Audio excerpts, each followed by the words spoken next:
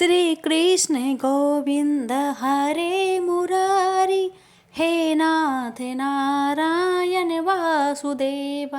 जय श्री कृष्ण।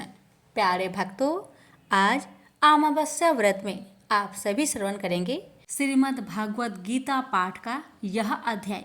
सुनने से ही आपके हर मनोकामना पूर्ण होगी। तो आइए श्रवण करते हैं इस अध्याय को। संजय बोले, हे धृतराष्ट्र। तब श्री कृष्ण की दया युक्त नेत्रों में आंसू भरकर व्याकुल चित अर्जुन से बोले, हे अर्जुन, अनर्थ के सेवन करने योग्य अपयश कारक नरक में गिरने वाला मोह इस समय तुम्हारे मन में कहां से आया? तुम कायर मत बनो, यह शोभा नहीं देता। तुम हृदय की दुर्बलता को त्याग कर युद्ध के निमित्त खड़े हो जाओ।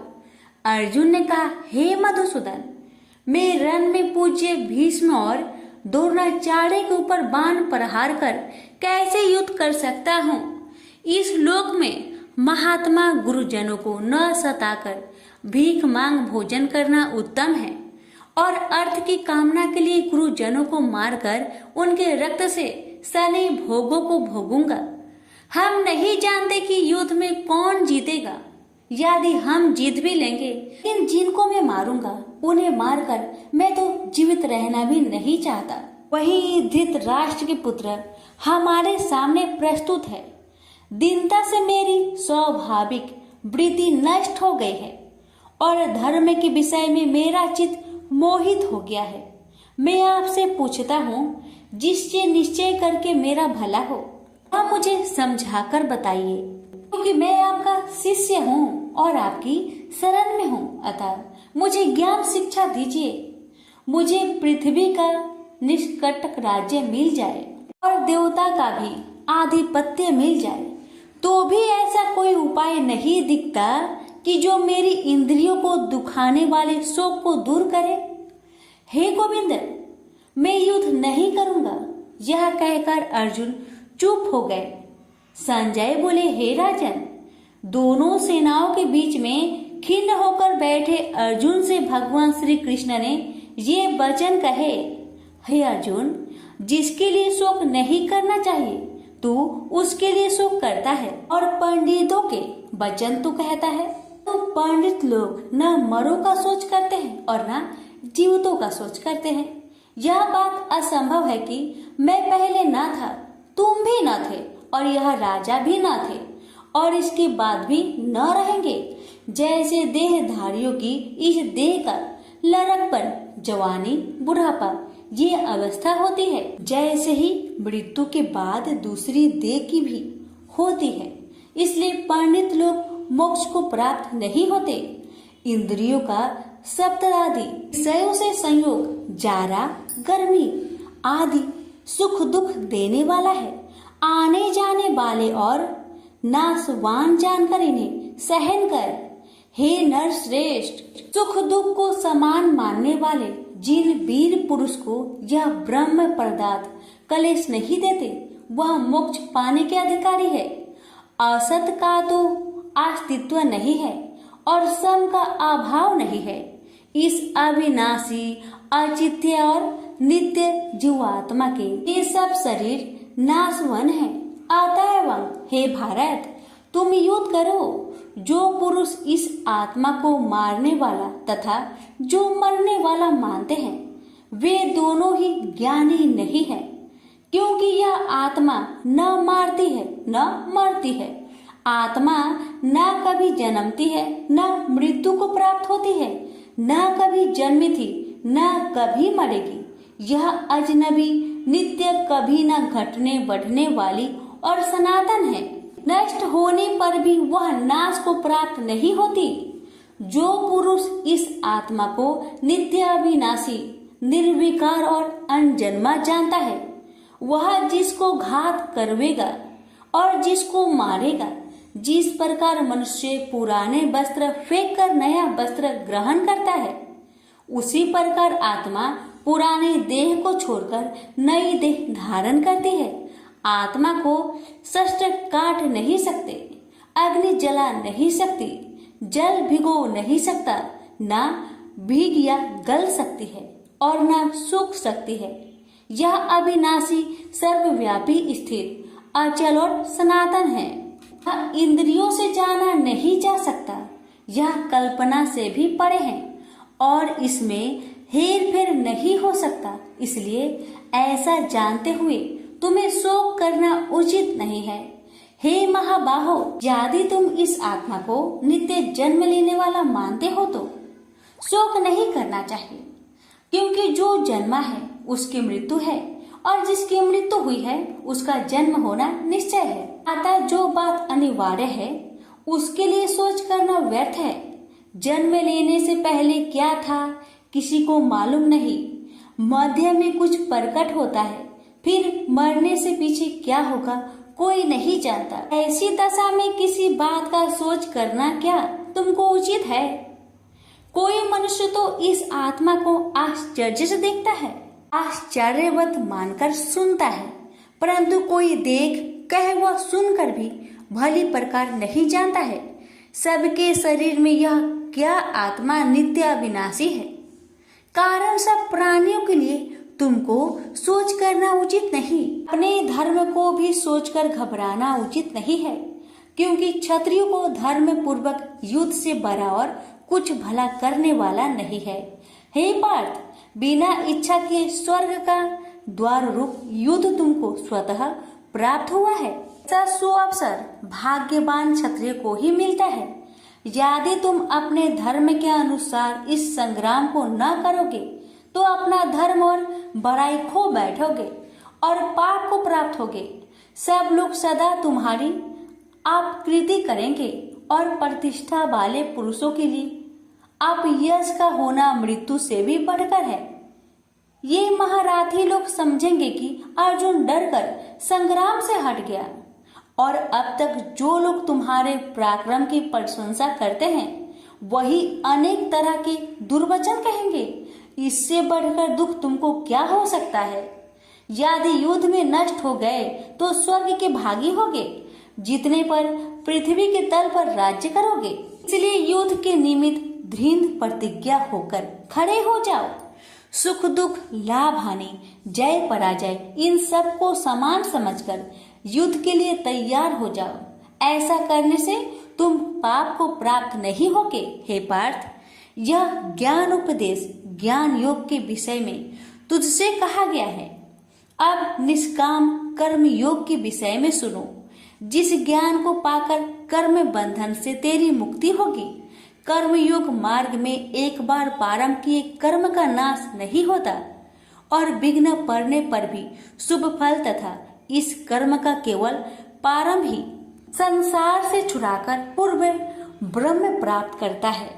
निश्चय करने वाली बुद्धि इस निष्काम कर्म में एक ही है और कामना वाले पुरुष की बुद्धि एकाग्र नहीं रहती। हे अर्जुन, अज्ञानी उस पुष्पिता वाणी को ही स्वर्ग सुख से बढ़कर कुछ नहीं समझते। स्वर्ग सुख को ही जो उत्तम पुरुषार्थ समझते हैं, उनको कामनाओं से चित्त व्याकुल होने के कारण निश्चयात्मक बुद्धि से मोक्ष साधना उत्पन्न होती है।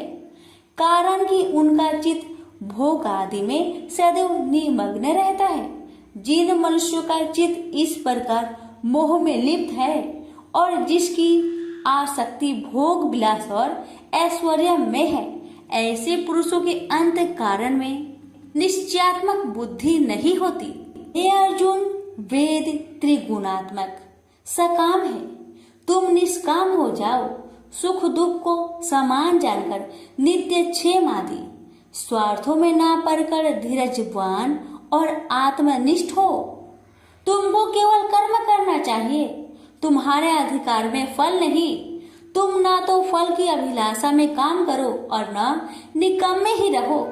फल की आशा त्याग कर कर्म की सफलता असफलता को समान समझकर तुम योगस्थ होकर कर्म करो। फल की इच्छा रखने वाले निष्कृष्ट होते हैं। काम कर्म करने वाला पुरुष ईश्वर कृपा से इसी संसार में सुकृत तथा दुष्कृत इन दोनों का ही त्याग कर देता है। जो सब कर्मों में कल्याणकारक है, कर्म फल को त्याग कर ही बुद्धि युक्त ज्ञानी पुरुष जन्म बंधन से हटकर मोक्ष को पाते हैं। जब तुम्हारी बुद्धि मोह बन के बाहर निकल जाएगी, तब तुम्हारा मन आगे सुनने वाली तथा हुई बातों से विरक्त हो जाएगी। अनेक श्रुति इस मृत्यु के वचन को सुनने से तुम्हारी बुद्धि भ्रमित हो गई है। जिस समय वह निश्चल होकर आत्मा में निश्चल होगी, तभी उनको तत्व ज्ञान प्राप्त होगा।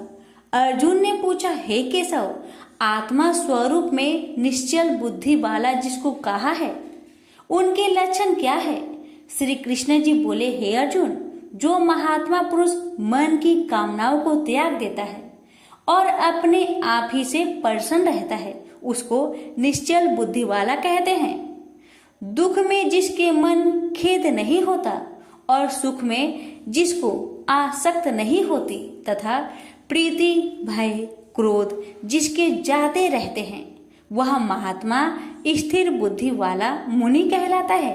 जो सर्वत्र स्नेह करना है, जो शुभ पदार्थ होने पर हर्ष नहीं करता, अशुभ से अप्रसन्न नहीं होता, उसी को स्थिर बुद्धि जानना चाहिए। और कछुआ जैसे अपने अंगों को सिकुड़ लेता है, उसी तरह जो पुरुष अपनी इंद्रियों को विषय से हटाता है, उनकी बुद्धि स्थिर जाननी चाहिए। हे अर्जुन, मोक्ष प्रयत्न करने वाले विद्वान व्यक्ति को भी प्रबल इंद्रिया बलात् उसके मन को जीत लेती है।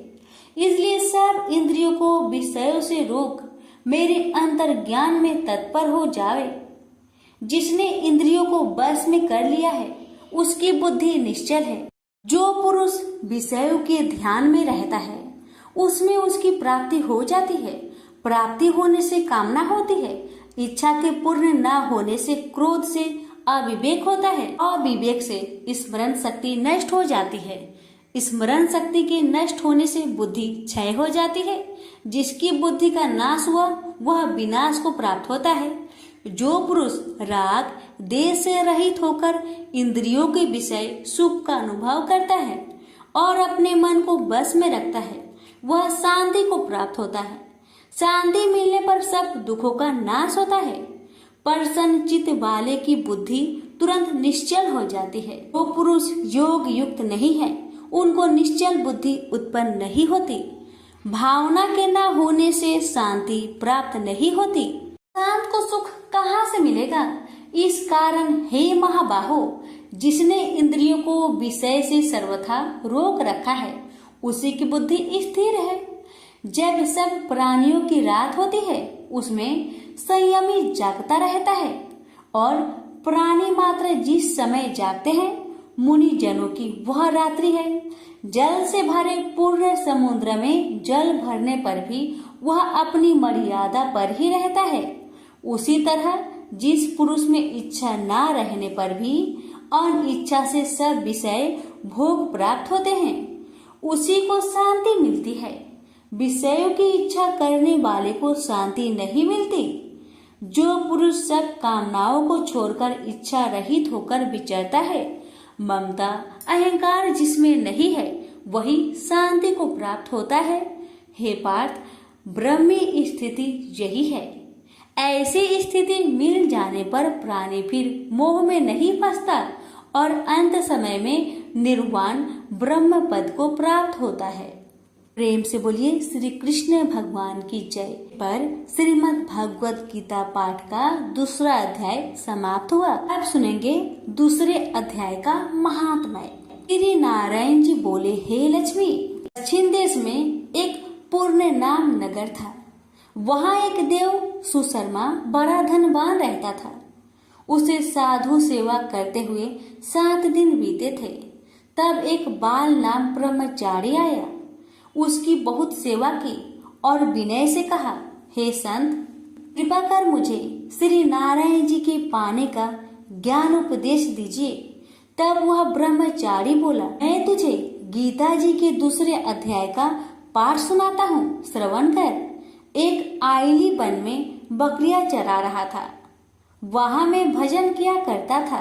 एक दिन रात को आईली अपनी सभी बकरियों को लेकर घर के रास्ता में चल रहा था कि मार्ग में एक सिंह बैठा मिला उसे। एक बकरी सबसे आगे अपनी ओर चली आती देखकर शेर वहाँ से भाग गया।